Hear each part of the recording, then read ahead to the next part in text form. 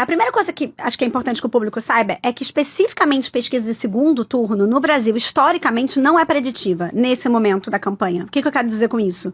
Se a gente for olhar como que as pesquisas estavam desenhando o segundo turno em agosto dos anos eleitorais, nos últimos 3, 4 pleitos, nunca foi nem próximo do que foi a realidade do segundo turno. Mas se a gente for olhar, agosto de 2014, Datafolha dos dias 28 e 29 de agosto de 2014, estava dando segundo turno com Marina Silva com 50% e Dilma 40%. 10 pontos de vantagem para Marina no segundo turno.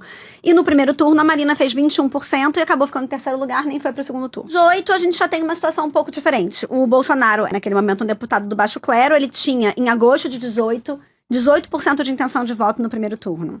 E aí ele foi crescendo.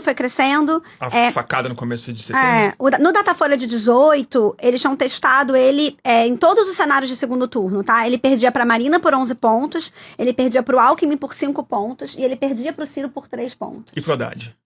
E um mês depois, ou seja, depois da facada, no final de setembro, o Datafolha estava dando Haddad 45% e Bolsonaro 39%. O Haddad ganhava de 6 pontos. Em agosto de 18. Não.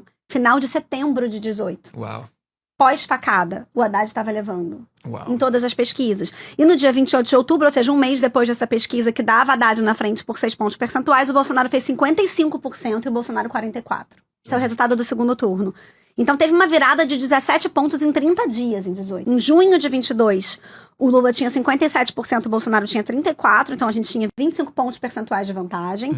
Essa vantagem foi diminuindo, mas na véspera do primeiro turno, as pesquisas ainda estavam dando, assim, as vésperas, né? Ainda estavam dando Lula mais ou menos 54 contra 38 do Bolsonaro. Não à toa, o primeiro turno de 22 foi um primeiro turno em que muita gente da militância à esquerda acreditava numa vitória no primeiro turno e teve um super banho de água fria. Então o que a gente sabe, pra resumir, é que, historicamente, as pesquisas de segundo turno não valem muita coisa e que, se a gente for olhar pro primeiro turno, especificamente, a gente tá numa situação bem menos confortável hoje do que a gente tava na última eleição. Qual é a situação que a gente tem hoje? Segundo o Datafolha da sexta-feira, a pesquisa mais recente que a gente tem na mão. A gente tem o Lula, no primeiro turno, com 39% das intenções de voto, o Flávio Bolsonaro com 33%. Né? Se a gente for olhar para votos válidos, isso sobe um pouquinho, né? Então, se a gente tirar os brancos e nulos, isso diminui o número total de votos, que são os votos válidos, e aí a gente fica com 42,5% para Lula e 37% para o Flávio. E a gente tem, na intenção de voto, Caiado com 5%, Renan Santos com 4%, Zema com 3%, Marçal e Cury com 2% cada um.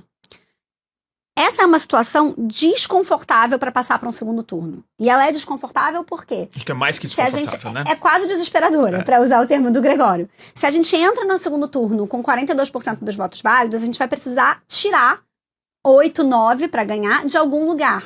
E como todos os outros candidatos, literalmente todos os outros candidatos que pontuam, né, que aparecem nas pesquisas pontuando de alguma forma minimamente significativa, são de direita, bem de direita, é bem difícil do Lula roubar voto dessas pessoas.